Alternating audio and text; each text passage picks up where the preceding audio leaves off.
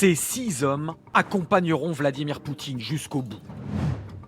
À moins que l'un d'entre eux arrive à le convaincre de changer sa course destructrice.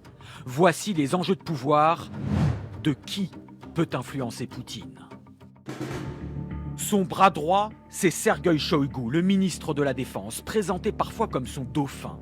Ils partent ensemble à la chasse, à la pêche. Cet ingénieur des travaux publics, fier de porter un uniforme sans jamais avoir été militaire, est un archi-loyal du président. Celui qui a un peu plus de recul et d'expérience militaire est Valéry Gerasimov, le chef d'état-major. Pourrait-il résister à un ordre nucléaire, par exemple, de Poutine? On le dit sur la touche ces dernières semaines.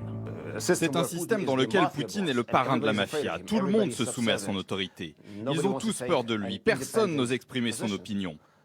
Durant toutes ces années, il s'est débarrassé de toutes les personnes qui pouvaient s'opposer à lui. C'est pour cela que l'offensive russe en Ukraine va continuer. Exemple avec Sergueï Naryshkin, patron des services de renseignements extérieurs, ancien camarade de promotion au KGB. Il semble conscient des dangers d'escalade, mais paraît aussi terrorisé par son chef, comme lors de ce conseil juste avant l'offensive. Vous allez soutenir ou vous soutenez? Soyez direct, Sergueï. Je soutiens la proposition. Dites-le alors. Très bien, asseyez-vous, merci. Celui qui, dit-on, a le plus d'influence, c'est Nikolai Patrouchev, le secrétaire du Conseil de sécurité. Un faucon politique va en guerre, c'est l'idéologue de Vladimir Poutine, certainement pas lui qui l'arrêtera. La raison pourrait-elle venir d'un ami, un vrai, Arkady Rotenberg, entrepreneur milliardaire et copain d'enfance au judo. Comme tous les oligarques qui ont fait fortune, il a beaucoup à perdre. Problème, Vladimir Poutine s'est encore plus isolé depuis 2 ans. Peur du Covid, de la trahison, c'est le symbole de cette table qui maintient tout le monde à distance.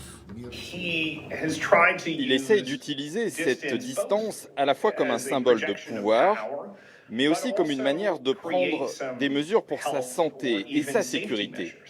Poutine sait comment ce type de tentatives d'assassinat peuvent avoir lieu. Il a lui-même été impliqué dans certaines d'entre elles. C'est pour cela qu'il a son assurance personnelle, Viktor Zolotov, chef de la garde nationale, son ancien garde du corps, une garde prétorienne de 300 000 hommes destinée à protéger Vladimir Poutine si même l'armée venait à se retourner contre lui.